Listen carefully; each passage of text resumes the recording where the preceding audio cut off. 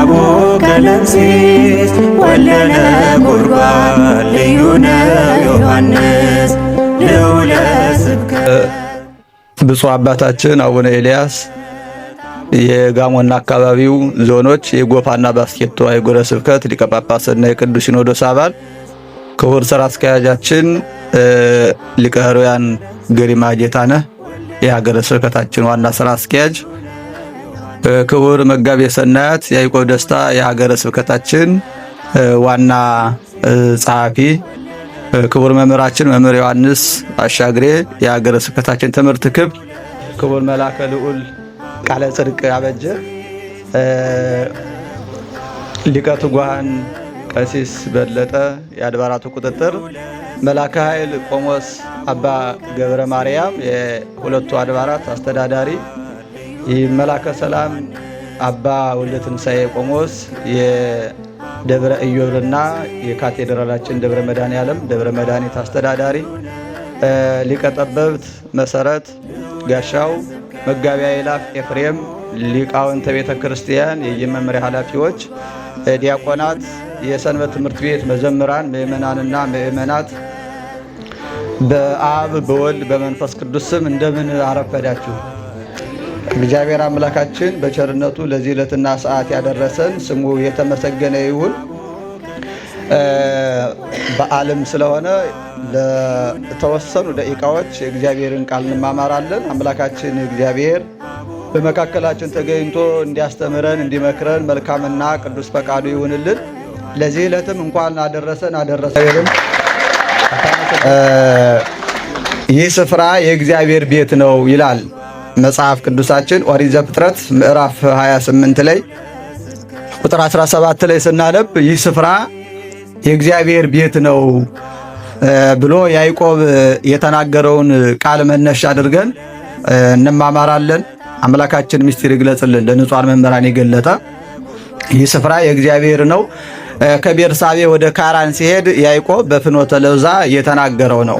በፍኖተ ሎዛ መላእክት ከምድር እስከ ሰማይ መሰላል ተተክሎ መላእክት ሲወጡባት ሲወርዱባት የመሰላሉ ጫፍ ላይ ደግሞ መጨረሻ ላይ ደግሞ እግዚአብሔር በዙፋኑ ተቀምጦ አይቶ ይህ ስፍራ የእግዚአብሔር ቤት ነው እንጂ ሌላ አይደለም፣ ይህም የሰማይ ደጅ ነው ብሎ በኦሪት ዘፍጥረት ምዕራፍ 28 ቁጥር 17 ላይ ስናነብ የምናገኘውን ኃይለ ቃል ተጠቅሞ እናገኛለን። ከዛ በኋላ ያ ቦታ የእግዚአብሔር ቤት ይባላል። ያዕቆብ ከተናገረ በኋላ ያ ቦታ የእግዚአብሔር ቤት ወይም ከሌሎች ቦታዎች ተለይቶ እግዚአብሔር የሚገኝበት የእግዚአብሔር ማደሪያና ቦታ ሆኗል ማለት ነው። እስካሁን የምናየው መሬት ሳር አለፍ ሲልም ሙዝ አብቅሎ ነበር የምናየው። አንዳንድ ባለሀብቶችም ለምድራዊ ኢንቨስትመንት ፈልገውት ሊሆን ይችላል። ምድራዊ ነገሮችን ለመስራት ለስጋ ብቻ የሚጠቅም ወይም ስጋዊ ነገሮችን ብቻ ሊያካትት የሚችል ስራ ሊሰራበት ይሆናል ታስቦ የነበረው። አሁን ግን ይህ ቦታ ምድራዊ ነገሮችን ብቻ የሚያስገኝ ሳይሆን ሰማይና ምድርን ያስገኘው እግዚአብሔር የሚገኝበት ቦታ ሆኖ እናገኘዋለን። ይሄን ያደረገ እግዚአብሔር ስሙ የተመሰገነ ይሁን። አሁን የእግዚአብሔር ቤት ነው። ትናንትና እዚህ ቦታ ሰዎች መጥተው ሳር አጭደው ሙዝም ለቅመው ሊሄዱ ይችላሉ።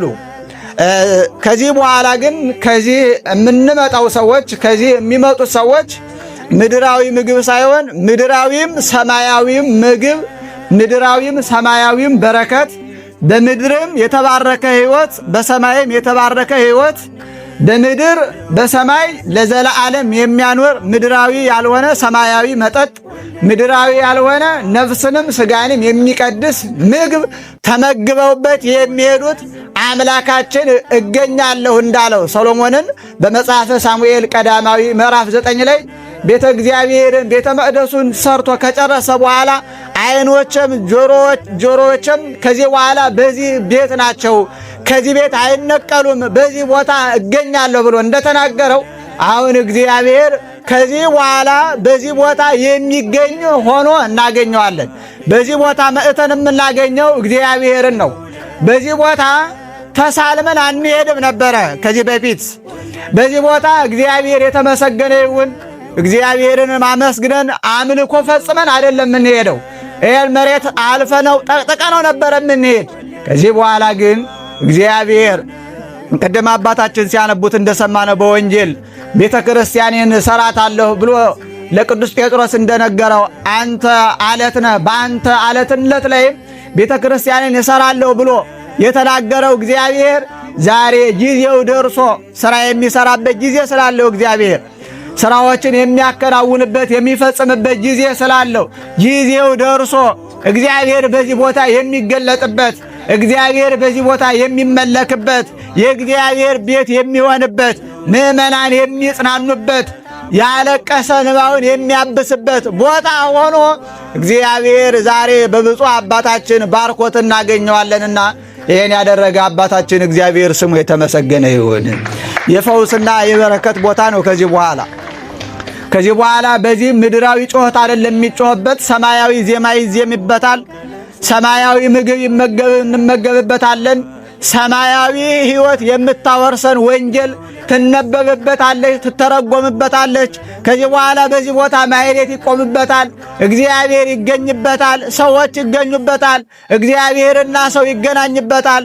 ሰውና እግዚአብሔር የተገናኘበት ቦታ ይሆናል። እግዚአብሔር የእርሱ ስፍራ ይሆናል። ከዚህ በኋላ የተቀደሰ ቦታ፣ የተለየ ቦታ ይሆናል። ይሄ ቦታ በእውነት እግዚአብሔር ያለበት ቦታ የተለየ ስለሆነ እግዚአብሔር ይህን ቦታ መርጦታል። እግዚአብሔር የእርሱ ቦታ እንዲሆን ፈልጎታል። ይሄን እና ያዕቆብ ይህ ስፍራ የእግዚአብሔር ቤት ነው እንዳለው አሁን ይህ ቦታ ይህ ስፍራ የእግዚአብሔር ቤት ስለሆነ እርሱን ለማክበር በዚህ ተገኝተናል። ነገም እግዚአብሔርን እናመልክበታለን። ነገም በዚህ ቦታ የተቀደሰ ሕይወት እንኖርበታለንና ይህን ያደረገ እግዚአብሔር ስሙ የተመሰገነ ይሁን። በዚህ ቦታ እንዲያኖረን እግዚአብሔር መልካምና ቅዱስ ፈቃዱ ይሁንልን። በዛውም ላይ በንጽሕና የሚታወቀው ወንጌላዊ ዮሐንስ ወልደ ነጎድጓድ የነጎድጓድ ልጅ የተባለው ነባቤ መለኮት የተባለው የዮሐንስ ቤተ ክርስቲያን ነው። መታሰቢያ ቦታ ነው። ይሄ ቦታ ቅዱስ ዮሐንስ ወንጌላዊ እንደምናውቀው በእኛ ቤተ ክርስቲያን ካሉት ከአራቱ ወንጌላውያን ልዩ ቦታ የሚሰጠው ወንጌላዊ ነው። በንጽሕና የሚታወቅ ነው። ሞትም እስካሁን ያላገኘው አባት ነው። ስለዚህ በዚህ ቦታ ንጽሕናን የምንማርበት ነው። የዮሐንስ ስለ ቤተ ክርስቲያን እንዴት መኖር እንዳለብን ከዮሐንስ ወንጌላዊ የምንማርበት ነው። ዮሐንስ ወንጌላዊ ሰማያዊና ምድራዊ ነገሮችን አገናኝቶ ያስተማረ ነው። ስለ ሰማያዊነቱም ነግሮናል። ስለ አምላክ፣ ስለ ቃል ቀዳማዊነት፣ ስለ ምድራዊ ሰው ስለመሆኑም ሥጋ ሆነ ብሎ ደግሞ አምላክ ሰው እንደሆነ ነግሮናል። የአምላክ ነገረ ሥጋዌን የአምላክ ነገረ ጥምቀቱን የአምላካችንን ቅድመ ዓለም የነበረውን ትምህርቱን አስተምሮን የምናገኘው በዚህ ቦታ ነው። በዚህም ቦታ ከዚህ በኋላ የሚነገረው ዮሐንስ ወንጌላዊ ያስተማረን ነው። ሥጋ ከሰማየ ሰማያት አምላክ ወረደ፣ ሰው ሆነ፣ ሥጋ ለበሰ፣ በምድር ተመላለሰ፣ ሰዎችን አስተማረ፣ አጠመቀ፣ ሞተ፣ ተቀበረ፣ በሦስተኛውን ቀን ከሙታን ተለይቶ ተነሳ፣ ዳግመኛም ይመጣል እያልን ዮሐንስ ወንጌላዊ ያስተማረውን የሰበከውን ወንጌል እዚህ በኋላ በዚህ ቦታ እንሰብከዋለን። በዚህ ቦታ ቤተ ክርስቲያን ወንጌልን ታስተምራለችና ለዚህ ክብር ያበቃን የአምላካችን መልካምና ቅዱስ ፈቃዱ ይሁንልን። ስሙ የተመሰገነ ይሁን። ዮሐንስ ወንጌላዊ እንደርሱ ንጹሕ እንድንሆን አባታችን በምልጃው አይለየን። ያስተማረን የቅዱሳን አምላክ እግዚአብሔር ስሙ የተመሰገነ ይሁን። ይህ ስፍራ የእግዚአብሔር ቤት ነው ነበር የትምህርታችን ርዕስ። እግዚአብሔር ከዚህ በኋላ ቤቱ የእርሱ ሆኗል። ይሄ ቦታ ይሄን አድርጎልናል እግዚአብሔር ስሙ የተመሰገነ ይሁን። በመጨረሻው ሰዓትም ሲመጣ በቀኙ ያቆመን ይቆየን። ስብከት አቡነ ቀለምሲስ ወለነ ጉድጓድ ልዩ ነው ዮሐንስ ልዑለ ስብከት አቡነ ቀለምሲስ ወለነ ጉድጓድ ልዩ ነው ዮሐንስ ልዑለ ስብከት አቡነ ቀለምሲስ ወለነ ጉድጓድ ልዩ ነው ዮሐንስ ልዑለ ስብከት አቡነ ቀለምሲስ ወለነ ጉድጓድ ልዩ ነው ዮሐንስ ልዑለ ስብከት አቡነ ቀለምሲስ ወለነ ጉድጓድ ልዩ ነው ዮሐንስ